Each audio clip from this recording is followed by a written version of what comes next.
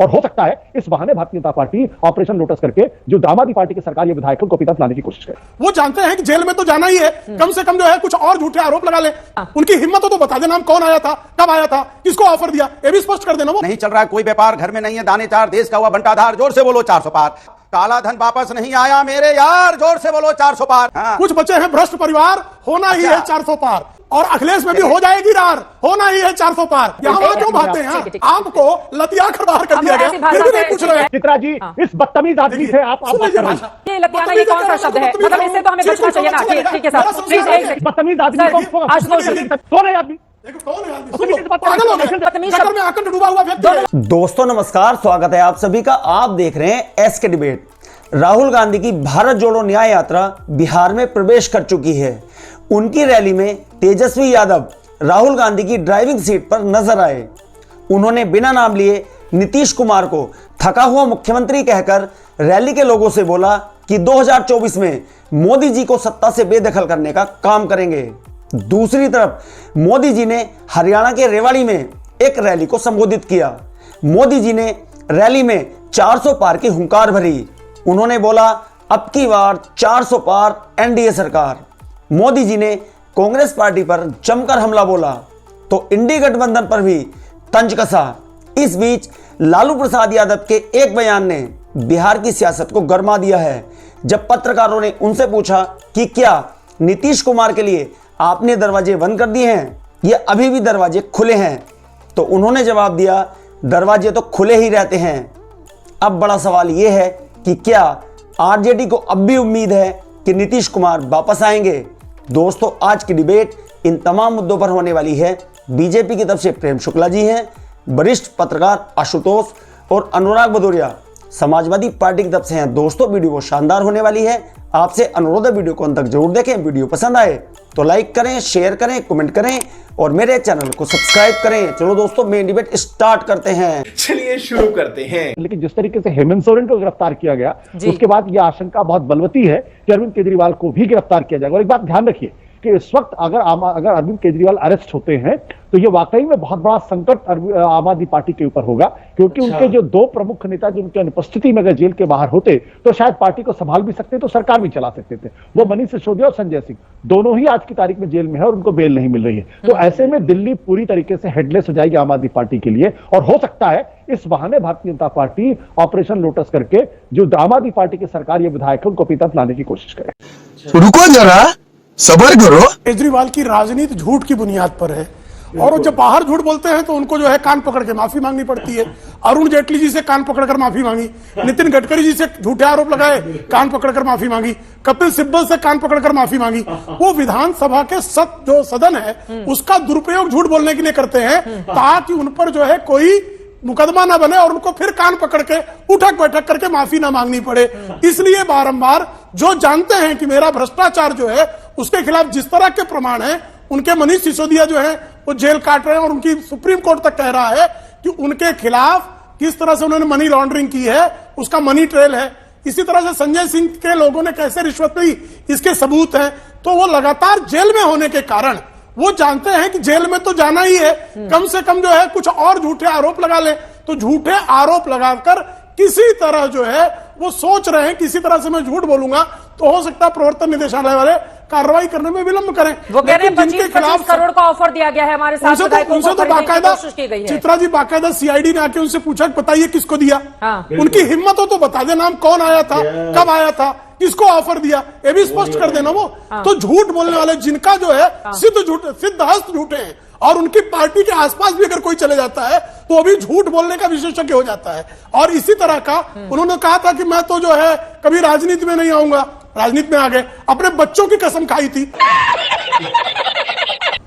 देखिए, जैसे आपका मैंने देखा कि 400 पार लिखा हुआ तो तुरंत हमने ही बैठे बैठे एक कविता लिखी है। तो मैं कह रहा हूं 30 सेकंड दीजिएगा, उसी कविता के माध्यम से सारी बात आ जाएगी।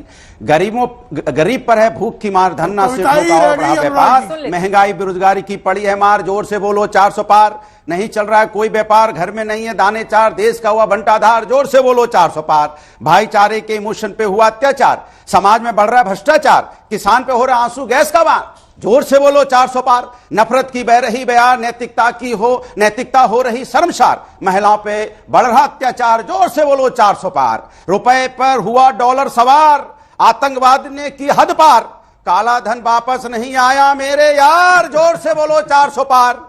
इलेक्टोरल बॉन्ड पे नहीं हो रही है चर्चा मेरे यार, जोर से बोलो 400 पार। देश का किसान धरने पे बैठा है, वो अपनी मांग रहा है कि भाई मेरी लागत का मूल्य तो दे दो, एमएसपी तो दे दो, मैं अन्नदाता हूं, मैं यहाँ तपती धूप में, बारिश में, कड़ाके की ठंड में आपके लिए अनाज पैदा करता हूं, तो मेरे ऊपर आंसू गैस क्यों चला रहे हो भाई? ये ड्रोन जो आपने खरीदे हैं क्या किसानों पे चलाने के लिए खरीदे हैं क्या? अरे कोई हम पाकिस्तानी थोड़ी हैं, कोई चाइना से थोड़ी किसान आए हैं, हिंदुस्तानी है, अपने किसान है, अरे अन्नदाता हैं, इनसे मिलिए, बात कीजिए, कहिए अन्नदाता आपको क्या दिक्कत है? जब युवा रोड पे होगा, महिलाएं रोड पे होंगे, बेरोजगार रोड पे होंगे, शिक्षक रोड पे होंगे, वकील रोड पे होंगे, किसान रोड पे होंगे, और तो और कभी कभी पत्रकार भी रोड पे रहते हैं। हाँ। इनको एहसास हो गया है कि 2024 में आने वाले नहीं है, इसलिए दोनों हाथ उठा के कह रहे हैं 400 पार। ठीक है, अब क्या औकात बता रहा हूं सर, बुरा नहीं मानना सर। को कविता में ही जवाब दे देता हूं। अब इनका इंडिया अलायंस से बचा नहीं कोई यार, होना ही है 400 पार। हाँ। कुछ बचे हैं भ्रष्ट परिवार, होना ही है 400 पार। राहुल और अखिलेश में भी हो जाएगी रार, होना ही है 400 पार। आप जो है इसी तरह से श्रीमान अनुराग भदौरिया जी कुछ आउटसोर्स कविताएं ही पढ़िए, और कविताएं के अलावा कुछ शेष नहीं बचना है। यहाँ तो 400 पार सुनिश्चित है, लेकिन आपकी स्थिति 4 पार भी कर पाएंगे क्या? क्योंकि 2 बार से सिर्फ 5 ही पे अटके हुए, वो भी परिवार के लोग ही अटके हैं। अब की बार 4 पार भी सपा कर पाएगी क्या? आपके यार जो है राष्ट्रीय लोकदल भी, वो भी साथ आ गया भारतीय जनता पार्टी के। आपकी क्या दुर्दशा है कि आप सीटें जिसको आवंटित कर देते हैं वह भी आपका यार नहीं रहना चाहता, उसके बाद भी आपको 400 पार पर आशंका है।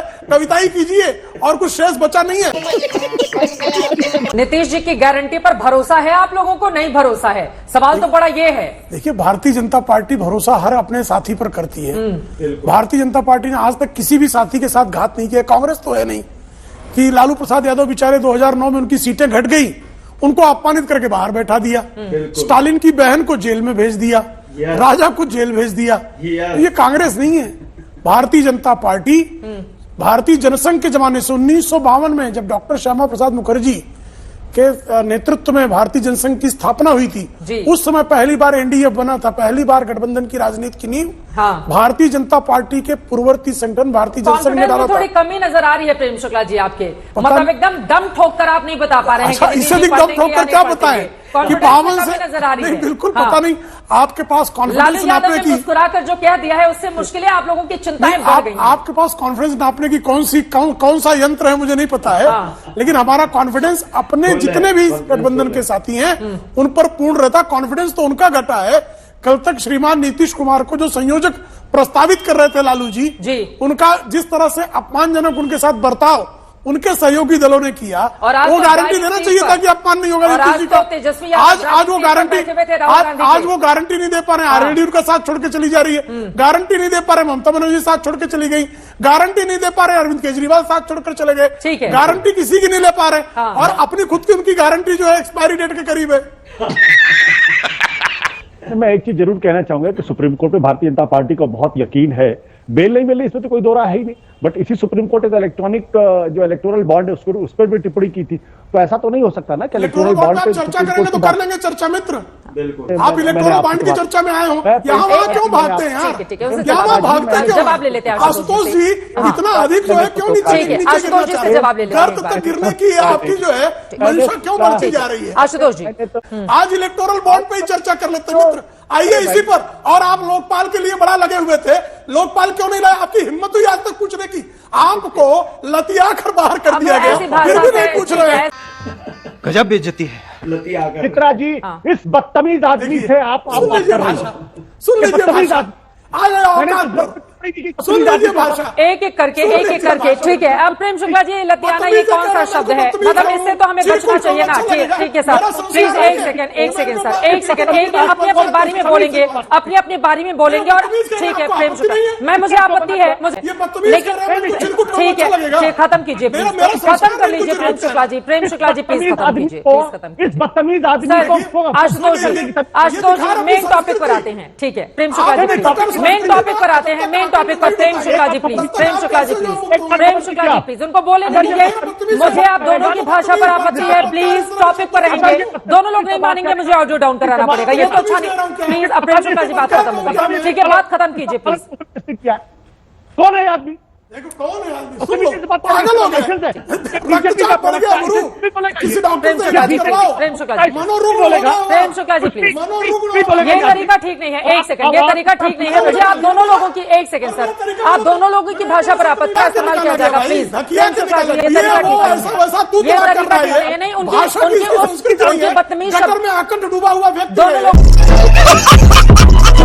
मजा आया। देखा दोस्तों, आपने प्रेम शुक्ला, अनुराग भदौरिया और वरिष्ठ पत्रकार आशुतोष को सुना। आप किसकी बात से सहमत हैं? और दोस्तों, मोदी जी ने हरियाणा के रेवाड़ी में जो 400 पार की हुंकार भरी है, उस पर आपकी क्या राय है? कमेंट सेक्शन में कमेंट करके बताएं। और अगर वीडियो पसंद आई हो तो लाइक करें, शेयर करें, कमेंट करें और मेरे चैनल को सब्सक्राइब करें। चलो दोस्तों, मिलते हैं अगली वीडियो में। जय हिंद, वंदे मातरम, जय श्री राम।